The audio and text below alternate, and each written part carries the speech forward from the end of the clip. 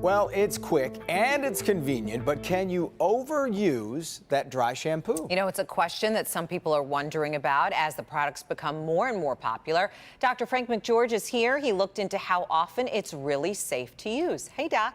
Hey, Sandra and Jason. Yeah, you know, for those who are unfamiliar, dry shampoos are starch or alcohol-based products that are used to absorb oil and odor from the hair on days that you don't wash it.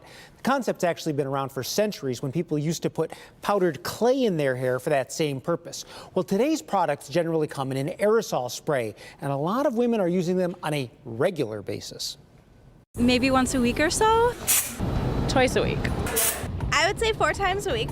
There's no question, dry shampoo is a real time saver. To make your hair a little bit cleaner when you don't have time to wash it. When there's an off day, it helps to just keep things fresh. But you can have too much of a good thing. I would say you'd want to limit it to a couple times a week. Maximum. Dr. Diane Jackson-Richards is a Henry Ford Hospital dermatologist. She says dry shampoos are fairly safe, but there are risks to overusing any product.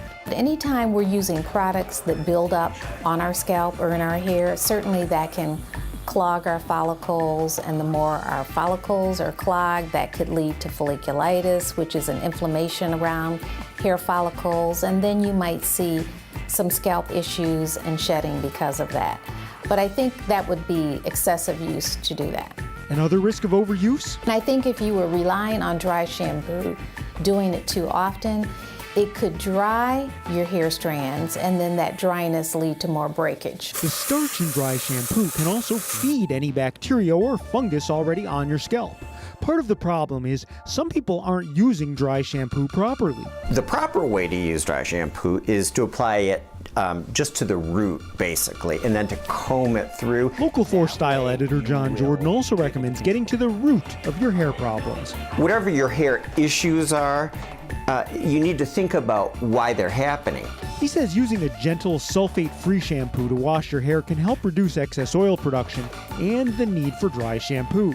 Dr. Jackson-Richards also recommends a sulfate-free shampoo and says go ahead and use your dry shampoo, just don't overdo it. It's something you would use in a pinch, but I think overall your hair is not going to feel as clean and look as shiny as if you shampoo it traditionally.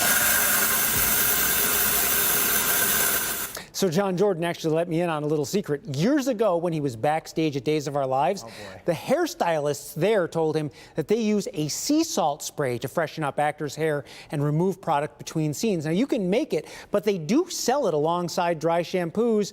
Maybe just another good option to consider. I can hear him saying that. I know, and maybe that's the next big trend then. Could be. Sea salt spray. And you know what? I know that we talked about twice a week is actually the limit for dry shampoo, but how often should you actually then be washing your hair? Yeah, there's really no magic number there. It just depends on how your hair is typed, how naturally oil it is, and a bunch of other factors. Dr. Jackson-Richards actually said she wouldn't recommend going longer than 2 weeks, but there's really no harm in shampooing every day if it's not over drying your hair. That's a highly individualized thing. Yeah. The All right. rest of us would say 2 weeks, no more than that as well. Yeah. Thank you. Thanks. How about if you're pulling your hair out watching the Lions? That's a problem. Then you don't have to wash